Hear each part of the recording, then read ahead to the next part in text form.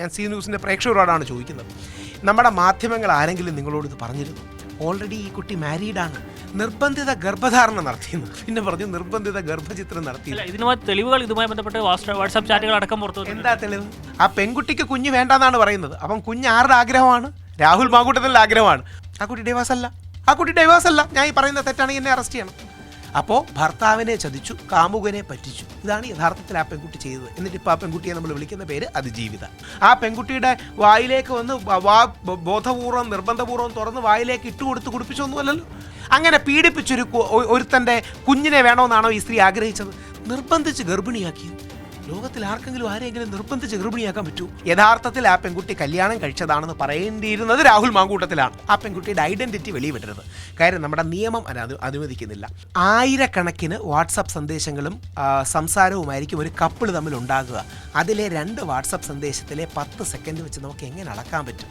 ഒരു കുഞ്ഞിന് വേണ്ടി ട്രൈ ചെയ്യുന്നതിനെ നമ്മുടെ നാട്ടിൽ സ്ത്രീ പീഡനം എന്നാണ് ആ രാഹുലിന്റെ അറിഞ്ഞിട്ടുണ്ടെങ്കിൽ തെറ്റാണോ? രാഹുൽ മാങ്കൂട്ടത്തിനെതിരെ ഉയർന്ന ലൈംഗിക ആരോപണവുമായി ബന്ധപ്പെട്ട് പ്രതികരിക്കാൻ ഇപ്പോൾ രാഹുൽ ഈശ്വർ സി മലയാളം ന്യൂസിനൊപ്പം ചേരുകയാണ്. ആദ്യ ചോദ്യം, എന്തുകൊണ്ട് നിങ്ങൾ രാഹുൽ മാങ്കൂട്ടത്തെ ഇത്ര പിന്തുണയ്ക്കുന്നു?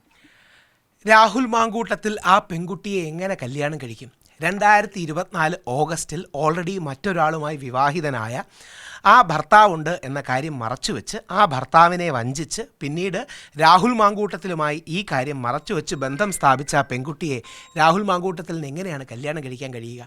ഞാൻ ഈ പറയുന്നതിന് മുമ്പ് നിങ്ങൾ ആർക്കെങ്കിലും ആ പെൺകുട്ടി മാരീഡാണ് എന്ന വസ്തുത അറിയാമായിരുന്നു? ഞാൻ സി ന്യൂസിൻ്റെ പ്രേക്ഷകരോടാണ് ചോദിക്കുന്നത്. നമ്മുടെ മാധ്യമങ്ങൾ ആരെങ്കിലും നിങ്ങളോട് ഇത് പറഞ്ഞിരുന്നു? ഓൾറെഡി ഈ കുട്ടി മാരീഡാണ്. ഈ മാരീഡായ കുട്ടിയെ വിവാഹ വാഗ്ദാനം നൽകി പീഡിപ്പിച്ചു എന്ന് പറഞ്ഞാൽ ആ കേസ് നിലനിൽക്കുമോ? നിൽക്കില്ല എന്ന് കേരള ഹൈക്കോടതിയും ബഹുമാനപ്പെട്ട പഞ്ചാബ് ഹൈക്കോടതിയും ഒക്കെ ചൂണ്ടിക്കാണിക്കുന്നുണ്ട്. എന്ത് മാനദണ്ഡത്തിലാണ് രാഹുൽ മാങ്കൂട്ടത്തിൽ ആ പെൺകുട്ടിയെ പിന്നീട് കല്യാണം കഴിക്കുക? അപ്പോൾ രാഹുലിനെ രാഷ്ട്രീയമായി തകർക്കാനും വരുന്ന ഇലക്ഷനെ സ്വാധീനിക്കാനും ശബരിമല കൊള്ള മറയ്ക്കാനും ചില നിക്ഷിപ്ത തൽപര കേന്ദ്രങ്ങൾ അതിവിദഗ്ധമായി ഇത് ഉയർത്താൻ നോക്കുകയാണ്. ഇപ്പോൾ രാഹുലിന് മാങ്കൂട്ടത്തിനെതിരെ വരുന്ന ആരോപണങ്ങളിൽ ഏറ്റവും പ്രധാനപ്പെട്ടത് നിർബന്ധിത ഗർഭചിത്രം നടത്തി എന്ന സാധനമാണ്.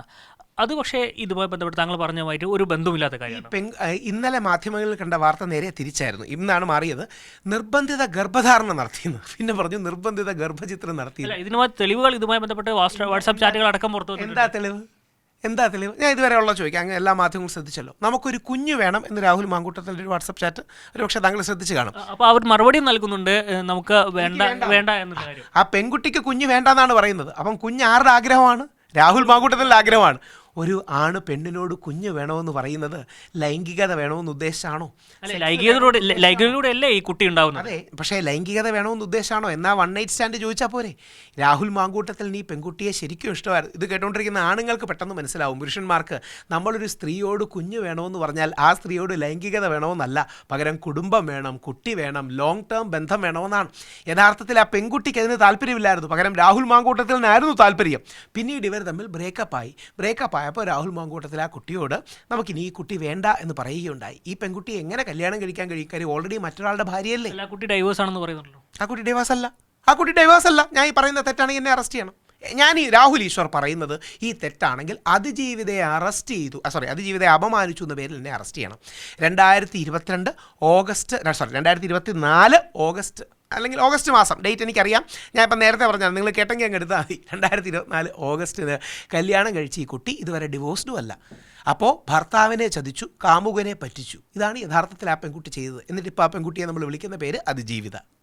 അപ്പോൾ ഈ നിർബന്ധിച്ച് ഈ ഗർഭചിത്രം നടത്തി അടക്കമുള്ള കാര്യങ്ങൾ ഉയർത്തുന്നു. ആ പെൺകുട്ടി സ്വന്തമായിട്ടല്ലേ മരുന്ന് കഴിച്ചത്? അല്ല, രാഹുൽ നിർബന്ധിച്ചാണെന്ന് വീഡിയോ കോൾ അടക്കം നിർബന്ധിച്ചിട്ട് വന്ന് പറഞ്ഞു. ഇവർ പരസ്പര സമ്മതത്തോടെയല്ലേ? ഈ നിർബന്ധിച്ചു എന്നൊരു വാക്ക് എല്ലാത്തിനെയും കൂടെ കയറ്റിയാൽ നിർബന്ധിത ഗർഭചിത്രം ആകൂ? ആ പെൺകുട്ടിയുടെ വായിലേക്ക് വന്ന് ബോധപൂർവ്വം നിർബന്ധപൂർവ്വം തുറന്ന് വായിലേക്ക് ഇട്ടുകൊടുത്ത് കുടിപ്പിച്ചൊന്നുമല്ലല്ലോ. ആ പെൺകുട്ടി സ്വയം, രാഹുൽ അടുത്തുപോലും ഇല്ലായിരുന്നല്ലോ.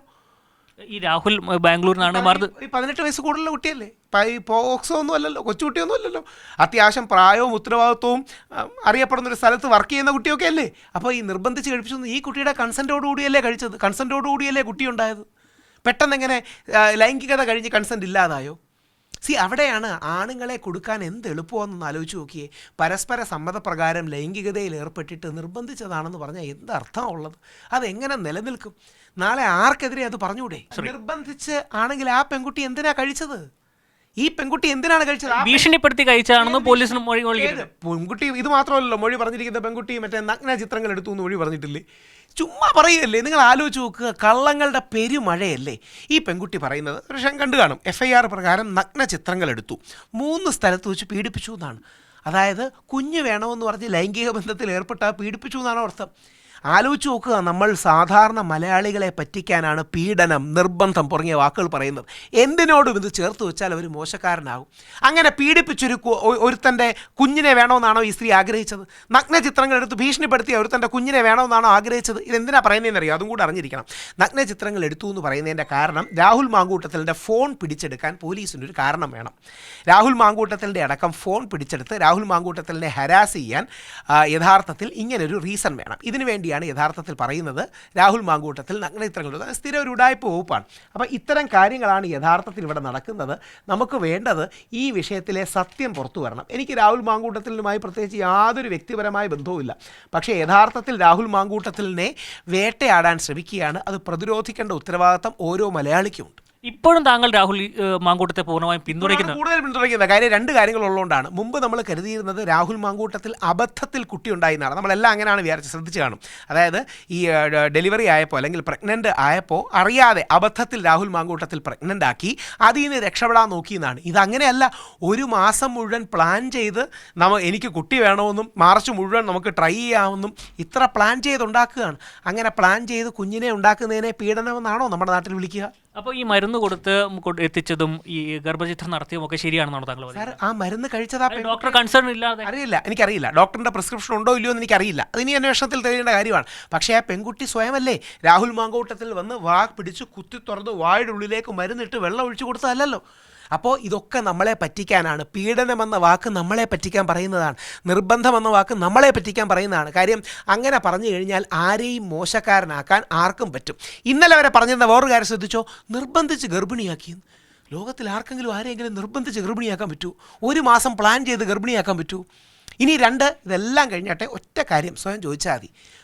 ഭർത്താവിനെ വഞ്ചിച്ച, കാമുകനെ പറ്റിച്ച ഈ വ്യക്തിക്ക് ഇത് പറയാനുള്ള ധാർമ്മിക റൈറ്റ് എത്രമാത്രമുണ്ട് എന്ന് നമ്മളൊന്ന് ആലോചിക്കണം. ഇത് പറയുമ്പോഴും ഒരു കാര്യമുണ്ട്, ആ പെൺകുട്ടിയുടെ ഐഡൻറ്റിറ്റി വെളിവിടരുത്. കാര്യം നമ്മുടെ നിയമം അനുവദിക്കുന്നില്ല. അതായത് പെൺകുട്ടി പരാതി കൊടുത്തു കഴിഞ്ഞു, ഇനിയും ആ പെൺകുട്ടിയുടെ ഐഡൻറ്റിറ്റി ഒരു കാരണവശാലും നമ്മൾ റിവീൽ ചെയ്യാൻ പാടില്ല. ആ പെൺകുട്ടി ആരാണ്, എവിടെ നിന്നാണ് തുടങ്ങിയ കാര്യങ്ങൾ പാടില്ല. ആ മാന്യതയും മര്യാദയും നമ്മൾ കാണിക്കണം. 2, യഥാർത്ഥത്തിൽ ആ പെൺകുട്ടി കല്യാണം കഴിച്ചതാണെന്ന് പറയേണ്ടിയിരുന്നത് രാഹുൽ മാങ്കൂട്ടത്തിലാണ്. രാഹുൽ ഈശ്വറിന് അത് പറയേണ്ടി വരുന്നത് രാഹുൽ മാങ്കൂട്ടത്തിൽ ഈ അമിത മാന്യതയൊന്നും കാണിക്കണ്ട. നിന്നെ തകർക്കാൻ അദ്ദേഹത്തെ തകർക്കാൻ ശ്രമിക്കുകയാണ് പല ആൾക്കാരും. ഇത് തന്നെ നേരത്തെ റിനി രാഹുൽ മാങ്കൂട്ടത്തിനെതിരെ പരാതി ഉന്നയിച്ചു. രാഹുൽ മാങ്കൂട്ടത്തിൽ അപ്പം വലിയ നെഹ്റുവിയൻ കളിച്ച് പറഞ്ഞു റിനി എൻ്റെ സുഹൃത്താണ്. പിന്നീട് അവന്തിക എന്ന് പറഞ്ഞാൽ ട്രാൻസ്ജെൻഡർ രാഹുൽ മാങ്കൂട്ടത്തിനെതിരെ പരാതി പറഞ്ഞു. അവന്തിക നിൻ്റെ സുഹൃത്താണ്, എൻ്റെ പൊന്നു രാഹുലെ, നിന്നെ നശിപ്പിക്കാൻ ശ്രമിക്കുന്നവരല്ല നിൻ്റെ സുഹൃത്തുക്കളാണോ?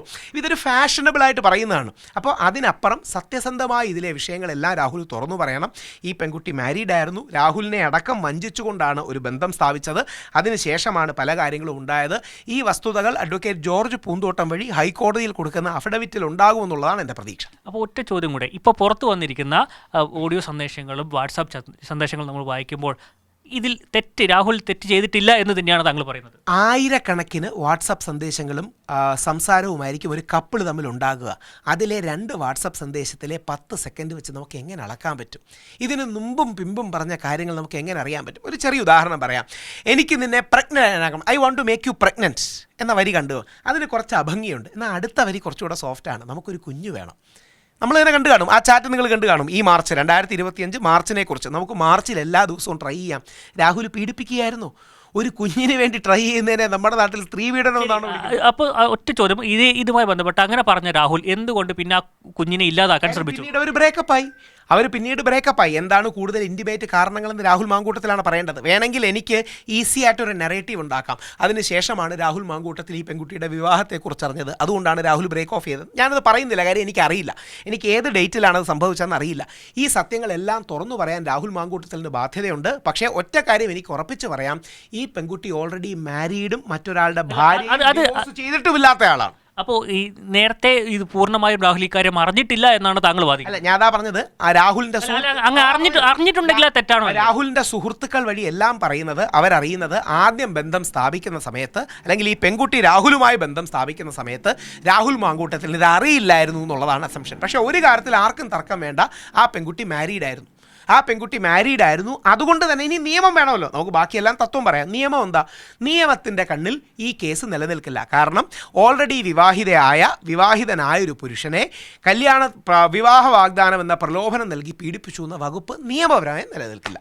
എന്തായാലും ഇപ്പോഴും രാഹുലിനെ പൂർണ്ണമായും താങ്കൾ പിന്തുണയ്ക്കുന്നു. രാഹുലിനെ 100% രാഹുൽ ഈശ്വറും സാധാരണ കേരള ജനതയും പിന്തുണയ്ക്കുന്നു. അത് നിങ്ങൾക്ക് തെളിവ് വേണമെങ്കിൽ നിങ്ങളുടെ സാമൂഹ്യ മാധ്യമങ്ങളിൽ, സീ ന്യൂസ് അടക്കമുള്ള പ്രമുഖ മാധ്യമങ്ങളുടെ താഴെ വരുന്ന കമൻറ്റുകളിൽ എടുത്തു നോക്കിയാൽ 70-80% ഇന്നും രാഹുൽ മാങ്കൂട്ടത്തിന് അനുകൂലമാണ്. കാരണം നമ്മൾ മലയാളികൾ അരിയാഹാരം കഴിച്ച് ജീവിക്കുന്നവരാണ്, നമുക്കും കാര്യങ്ങളൊക്കെ മനസ്സിലാവും. അതുകൊണ്ട് ഈ നമ്മുടെ സുരേഷ് ഗോപിയുടെ മകൻ പറയുന്ന പോലെ, നമ്മൾ പാവങ്ങളാണ്, പൊട്ടന്മാരല്ല എന്ന് പറയുന്നത് പോലെ ഞങ്ങൾ മലയാളികൾക്ക് കാര്യം മനസ്സിലാവും. അതുകൊണ്ട് നമ്മളെ പറ്റിക്കാൻ നോക്കരുത്. അതിശക്തമായി ഇനി രാഹുൽ മാങ്കൂട്ടത്തിനെ പിന്തുണയ്ക്കും. എന്തായാലും രാഹുൽ മാങ്കൂട്ടത്തിനെതിരെ കേസെടുത്ത് പോലീസ് അന്വേഷണം ആരംഭിച്ചിട്ടുണ്ട്. എന്തായാലും പൂർണ്ണ പിന്തുണയാണ് ഇതുമായി ബന്ധപ്പെട്ട് രാഹുൽ മാങ്കൂട്ടത്തിന് നൽകുന്നത്. ക്യാമറാമാൻ വി രഞ്ജിത്തിനൊപ്പം രജീഷ് നരിക്കുനി, സി മലയാളം ന്യൂസ്, തിരുവനന്തപുരം. ഏറ്റവും പുതിയ വാർത്തകളും വിശേഷങ്ങളും വിരൽ തുമ്പിലറിയാൻ സി മലയാളം ന്യൂസ് എല്ലാ ഡിജിറ്റൽ പ്ലാറ്റ്ഫോമുകളിലും ലഭ്യം.